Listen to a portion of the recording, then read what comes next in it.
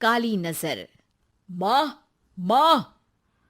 अरे क्या माँ माँ कर रहा है? बकरी का बच्चा है क्या? अरे माँ, मजाक छोड़ो। मुझे फाइनली वो मेन चौराहे वाली दुकान मिल गई है। अब देखना, आपका बेटा दुगनी स्पीड से पैसा कमाएगा। उफ़, ये क्या? मेरी ऑनलाइन मेकअप क्लास चल रही है। इतनी जोर से क्यों बोल रहे हो आप दोनों? अरे मेरी धर्म पत्नी जी, मेकअप क्लास बाद में करना। वो चौराहे वाली दुकान मिल गई है हमको। अरे वाह! रुको, मैं अपनी माँ को फोन लगाकर बता देती हूँ। अरे मैं भी अपने रिश्तेदारों को बता देती हूँ। कितनी खुशी की बात है। हाँ हाँ, मैं भी अपने दोस्तों को बता देता हूँ। 1 हफ्ते बाद रजिस्ट्री है। बस, घर में खुशी का मौका था। उन तीनों ने अपने अपने फोन उठाए और लोगों में बात फैलाना शुरू कर दिया। और रही सही कसर, श्वेता बहू ने अपने पड़ोस में सबको बताकर कर दी। अरे वर्मा आंटी, अब हम भी जल्दी कार ले लेंगे। घर का रेनोवेशन होगा और ठाट से रहेंगे हम भी।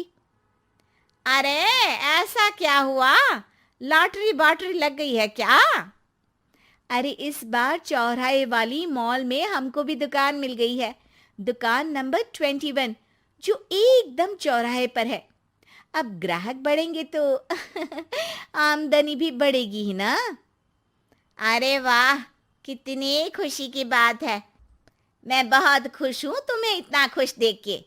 बाकी एक बात कहूँ, सबको मत बताते फिरना।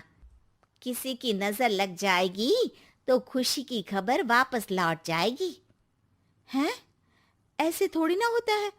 अब डरा रही हो। अरे सही कह रही हूँ।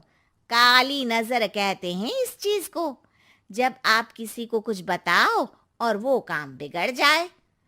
अरे लेकिन मैं तो। तुमने सबको बता दिया ना? हाँ, फोन लगा लगा के। अब बच के रहना। काली नजर बड़ी खतरनाक होती है। श्वेता इतनी खुश रहती है कि वो वर्मा आंटी की बात पर ध्यान ही नहीं देती, जबकि पड़ोस में और भी लोगों से खुशी की खबर शेयर करती रहती है। अगले दिन राजेश बहुत दुखी होकर घर आता है। अरे बेटा, क्या हुआ? मुंह क्यों सूजा हुआ है? मधुमक्खी ने काट लिया क्या? माँ, वो दुकान किसी और के पास चली गई। किसी ने ज्यादा भाव लगा दिया। अरे पर बात तो आपसे हुई थी ना उस दुकान वाले की।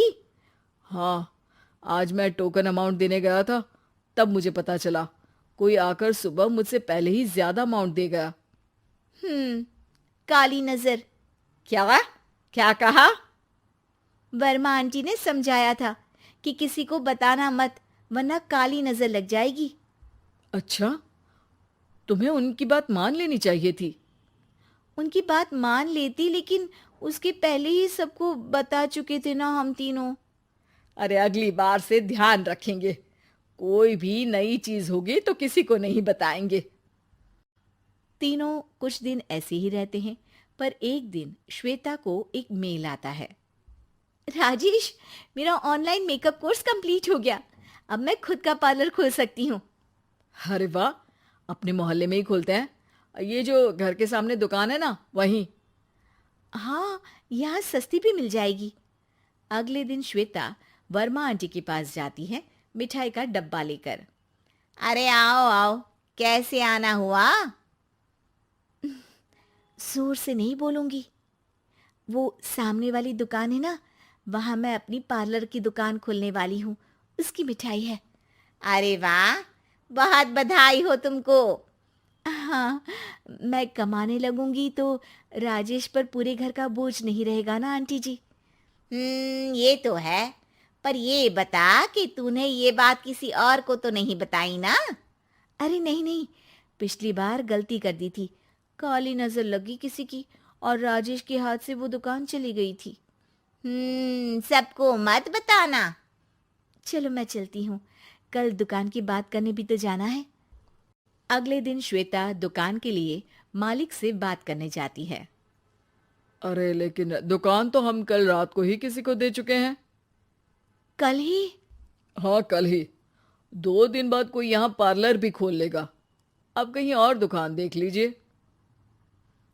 अरे पर हमको भी तो पार्लर ही खोलना था। हाँ भाई, एक ही दुकान है, आधी आधी तो नहीं दे सकता ना मैं। राजेश और श्वेता घर पर हताश होकर आ जाते हैं। इस बार तो किसी को बताया भी नहीं था, अब किसकी काली नजर लग सकती है। सुनो, तुमने माँ को बताया था क्या? अरे कैसी बात कर रही हो, माँ की नजर थोड़ी ना लगेगी। पक्का तुमने किसी को नहीं बताया था ना? सिर्फ वर्मा आंटी को बताया था, उन्होंने ही मुझे किसी को नहीं बताने को कहा। अरे यार, तुम भी सही हो। मेरी माँ को नहीं बताने को कह रही हो, पर वर्मा आंटी को बताना तुम्हें जरूरी लगा। अरे वर्मा आंटी ने ही तो काली नजर के बारे में बताया था ना, वो हमेशा हमारा भला ही तो चाहती हैं। मेरी माँ भी हमारा भला ही चाहती है। अरे पर चिल्ला क्यों रहे हो? बात नहीं कर सकते क्या आराम से? नहीं आता हो आराम से बात करना, और करना भी नहीं चाहता हूं मैं। दुकान जाने का दुख गुस्से में बदल गया था और राजेश और श्वेता में बात बंद हो गई थी। 2 दिन बाद मोहल्ले में पार्लर का इनॉग्रेशन हुआ, जिसमें मोहल्ले के सभी लोगों को बुलाया गया, पर श्वेता, राजेश और माँ नहीं जाते। माँ, अंदर आ जाओ, क्या देख रही हो? अरे नया पार्लर देख रही हूं अपने आंगन से। देखो, माँ को दूसरे का सुख देखने में कितना मजा आ रहा है, मेरा दुख नहीं दिख रहा इन्हें। यह मेरा पार्लर भी तो हो सकता था। अरे चुप रहो यार, हर बात में लड़ाई क्यों ढूंढ रही हो? राजेश और श्वेता फिर बहस करने लगते थे। तभी माँ ने दोनों को बाहर बुलाया। अरे जरा देखो तो, दुकान चलाने वाले का बोर्ड पर नाम क्या लिखा है? श्रुति वर्मा। गाड़ी निकाले बेटा, हमें कहीं जाना है। काली नजर का इलाज कराने? राजेश अपनी बाइक निकालता है। तीनों ट्रिपलिंग कर रहे हैं। माँ राजेश को उस मॉल वाली दुकान पर लेकर जाती है जहां राजेश अपनी दुकान खोलने वाला था। यही दुकान लेना चाहता था ना तू? हाँ, पर इनको भी दुखी करने लेकर आई हो क्या यहाँ पर दुकान दिखाकर? वहां काफी नहीं था? अरे श्वेता, थोड़ा सब्र रख, अभी पता चलेगा कि हम यहाँ क्यों आए हैं। बता, इस दुकान चलाने वाले का नाम क्या है? अनुपम वर्मा। कुछ समझ में आया? वो दुकान वाली श्रुति वर्मा, ये दुकान वाला अनुपम वर्मा, और हमारे पड़ोस में हमने उस दुकानों के बारे में बताया किसको था? अब वर्मा आंटी को। मतलब वर्मा आंटी ही हमारा काम बिगाड़ रही है? नहीं नहीं, ऐसा नहीं हो सकता, ये बस इत्तेफाक है। राजेश अपना फोन निकालता है और श्रुति वर्मा और अनुपम वर्मा के नाम फेसबुक पर सर्च करता है, जहां ये दोनों ही वर्मा आंटी के रिश्तेदार होते हैं। श्वेता को समझ में आ जाता है कि वर्मा आंटी की ही नजर खाली नजर है। अब क्या करना है? कोई भी खुशी की खबर हो तो काली नजर से बचना है, यानी वर्मा आंटी से बचना है। अरे पर मुझे ये समझ में नहीं आया कि वो हमारे साथ ऐसा क्यों करेंगी। अरे बेटा, एक सीख है, दूर के आदमी को आपकी तरक्की से कम परेशानी होगी, पड़ोसी को ज्यादा। दोनों माँ की बात में हामी भरते हैं और अगला काम चुपचाप करने की कसम खाते हैं, ताकि आगे से वर्मा आंटी कोई काम